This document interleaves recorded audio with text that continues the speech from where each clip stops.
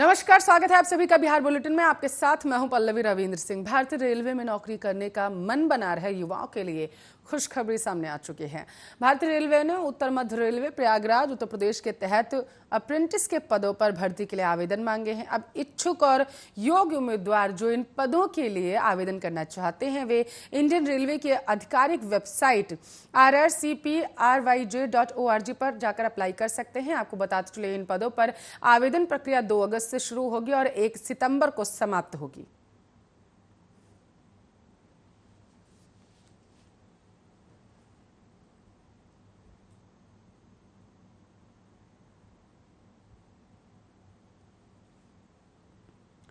तो राज्य निर्वाचन आयोग ने सभी जिलों के जिलाधिकारी, सह निर्वाचन जिलाधिकारी और इसके साथ साथ आपको बताते चले पंचायत को बाढ़ की स्थिति को देखते हुए पंचायत चुनाव कराने की तैयारी करने का निर्देश दे दिया है।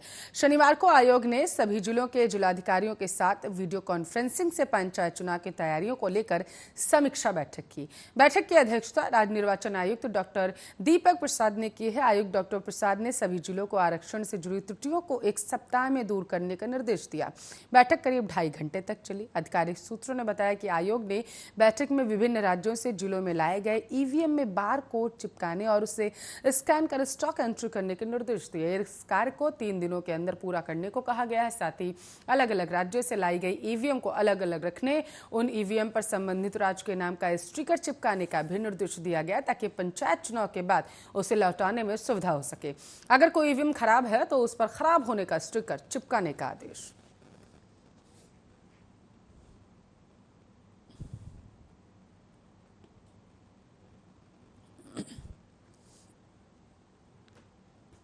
बिहार में जातिगत जनगणना कराने के मुद्दे पर भाजपा को छोड़कर आपको बताते चले तमाम पार्टियां एक सुर में बोलते दिख रही हैं।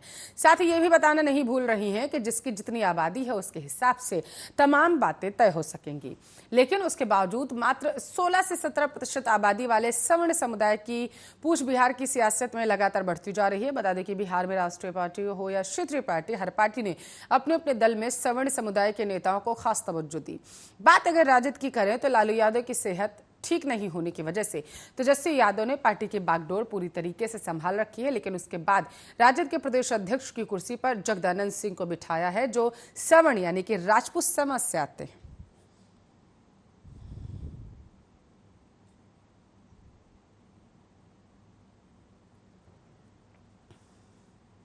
तो बिहार में कोरोना के मामलों में गिरावट बरकरार है, जिसके चलते 44 नए कोरोना संक्रमित मरीजों की पहचान शनिवार को हुई। 12 जिलों में एक भी नए संक्रमित मरीज की पहचान नहीं हुई है, जबकि शेष 26 जिलों में 5 से कम नए कोरोना संक्रमित मिले हैं। पिछले 24 घंटों में 1,61,065 सैंपल लिए गए हैं, जांच हुई है और संक्रमण दर घटकर 0.02% हो गई है। जबकि एक दिन पूर्व राज्य में 72 नए संक्रमित मिले हैं और संक्रमण दर घटकर 0.04% है। राज्य के 12 जिलों बांका, भोजपुर, बक्सर, पूर्वी चंपारण, गोपालगंज, जमुई, जहानाबाद, कैमूर, मधुबनी, सारण, शेखपुरा, पश्चिमी चंपारण में कोरोना के एक भी नए संक्रमित मरीजों की पहचान नहीं हुई।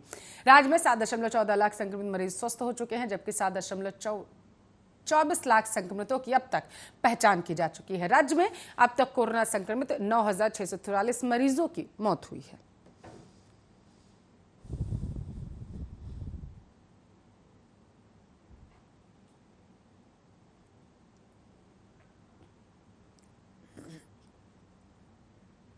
तो एलजेपी के समस्तीपुर से सांसद प्रिंस राज आज दिल्ली से राजधानी पटना पहुंचे हैं। पार्टी में टूट के बाद यह पहला मौका है जब प्रिंस जनता के सामने आए हैं। आपको बताते चले इसके साथ ही पटना में पारस गुटवाली एलजेपी और दलित सेना के साथ बैठक भी की गई। प्रिंस ने शाम को मीडिया से बात की। बताते चले कि चिराग पासवान के चाचा पशुपति पारस ने उन्हें एलजेपी बिहार का प्रदेशाध्यक्ष बनाया।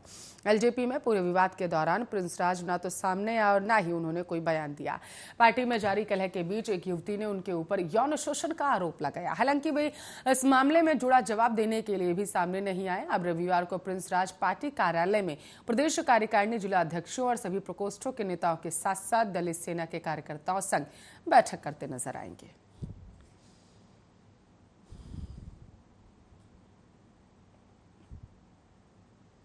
तो सदर अस्पताल परिसर में निजी चालक ने एम्बुलेंस चालक की पिटाई का जो मामला है वो अब सामने आ चुका है और इसके विरोध में 102 एम्बुलेंस चालकों ने कामकाज ठप कर अस्पताल गेट एम्बुलेंस लगाकर गेट जाम कर दिया। एम्बुलेंस चालकों ने इसकी सूचना डीएस डॉक्टर नूतन वर्मा को दी है। बताया जा रहा है कि निजी चालक आफ्ताब और राहुल एक लड़की को लेकर एम्बुलेंस चालक के बैरक में घुस गए। इस पर एम्बुलेंस चालक प्रवीण ने इसका विरोध किया और उसकी फोटो ले ली।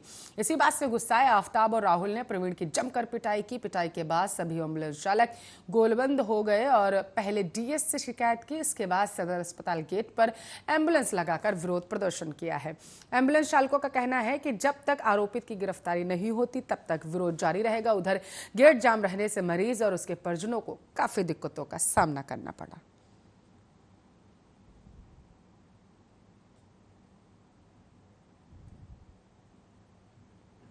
तो जदयू संसदीय दल के नेता उपेंद्र कुशवाहा सीएम नीतीश की तारीफों के पुल बांधते हुए लगातार नजर आते रहते हैं, जिसके बाद वो अपने एक बयान के लिए चर्चा में अब आ चुके हैं। बताते चले कि उन्होंने कहा है कि नीतीश कुमार वास्तव में पीएम मटेरियल हैं।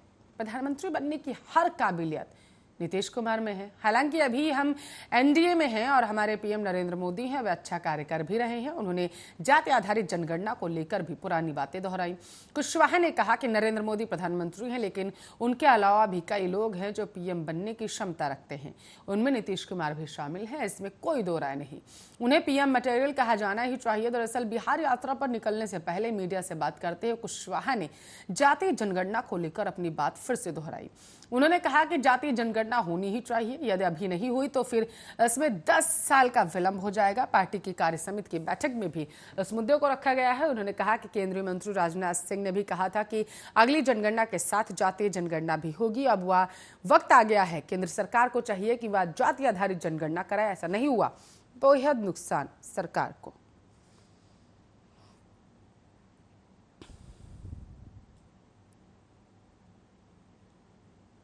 तो बिहार की राजधानी पटना और राज्य के अधिकांश जिलों में शनिवार को हल्की से मध्यम बारिश हुई है। इधर भारत मौसम विज्ञान विभाग ने 4 अगस्त तक राज्य में व्यापक रूप से ज्यादा बारिश होने की भविष्यवाणी की और आईएमडी ने रविवार और सोमवार को राज्य में अलग अलग स्थानों पर तेज हवा के साथ हल्की बारिश और वज्रपात होने की आशंका के चलते येलो अलर्ट जारी कर दिया।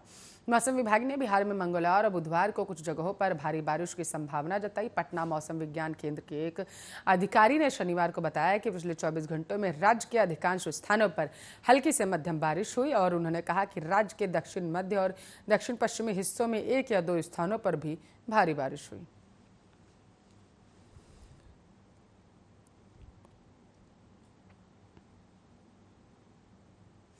तो जिले के प्रखंड के गुरिया गांव में एक घर की छत गिर जाने से इसके मलबे में एक परिवार दब चुका है।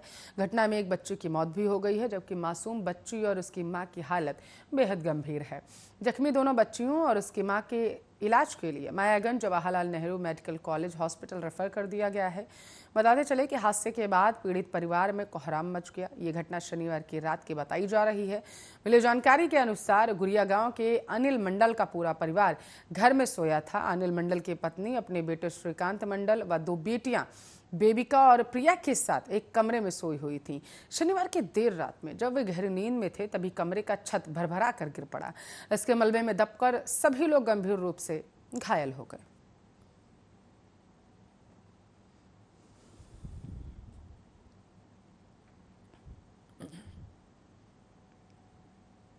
तो बिहार का गोपालगंज जेल कभी कुख्यात कैदियों के लिए जाना जाता था, लेकिन अब यहाँ सब कुछ बदला सा नजर आता है। बता दें कि यहाँ जेल में बंद कुख्यात कैदी अपराध की बात नहीं करते, बल्कि वे जेल परिसर में ही शिक्षा लेकर भविष्य संवार रहे हैं। बंदियों में पढ़ाई की रुचि इस कदर बढ़ी है कि पूरे प्रदेश में सर्वाधिक एडमिशन में पहले स्थान पर चनावे स्थित गोपालगंज मंडल कारा पहुंच चुका है। आपको बताते चले, डीएम डॉक्टर नवल किशोर चौधरी ने शनिवार को इसकी जानकारी दी। डीएम ने बताया है कि चनावे जेल के 131 बंदी राष्ट्रीय मुक्त विद्यालय शिक्षा संस्थान से 10वीं और 12वीं की शिक्षा ले रहे हैं, जो पूरे प्रदेश के जेलों में सर्वाधिक संख्या है। इनमें एमए से लेकर बीए और व्यावसायिक कोर्स शामिल हैं। इस पढ़ाई से जहां उन्हें नई दिशा मिलेगी, वहीं जेल से बाहर निकलने के बाद उन्हें रोजगार भी मिल सकेगा। डीएम ने कहा कि बंदियों को हायर एजुकेशन में दाखिला दिलवाकर उन्हें नई दिशा दी जा रही है। जेल में करीब 200 कैदी पढ़ाई कर रहे हैं। इसमें से जहां उनका दृष्टिकोण बदलेगा, वहीं सकारात्मक सोच में भी अंतर आएगा। जेल में 10 से अधिक विषयों पर पढ़ाई करवाई जा रही है और जिसके तहत एनआईओएस और इग्नू में एडमिशन हो चुके हैं।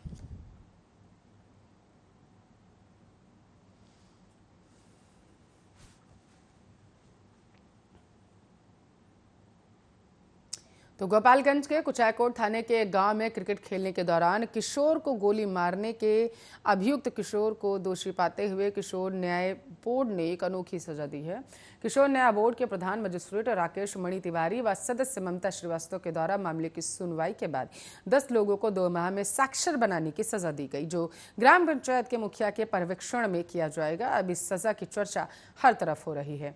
न्यायालय ने किशोर को एक मौका देते हुए समझाया है कि अब घर जाकर लोगों को साक्षर बनाने की सजा पूरी करे, साथ ही जीवन में पढ़ लिख कर एक बेहतर नागरिक बने। दरअसल किशोर पर लगे आरोपों की सुनवाई किशोर न्याय बोर्ड में चल रही थी। दोनों पक्षों से उपलब्ध कराए गए साक्ष्यों के बाद बोर्ड ने घटना में संलिप्तता पाते हुए किशोर को यह सजा दी है। साथ ही उसे समझाया गया है कि वह बेहतर नागरिक बन सके। दरअसल 5 जून 2019 को क्रिकेट खेलने के विवाद में एक किशोर को गोली मार दी गई थी। गंभीर रूप से घायल किशोर महीनों मौत से जूझता रहा और इस मामले में कई आरोपितों में एक किशोर भी शामिल था, जिसे यह अनोखी सजा सुनाई गई।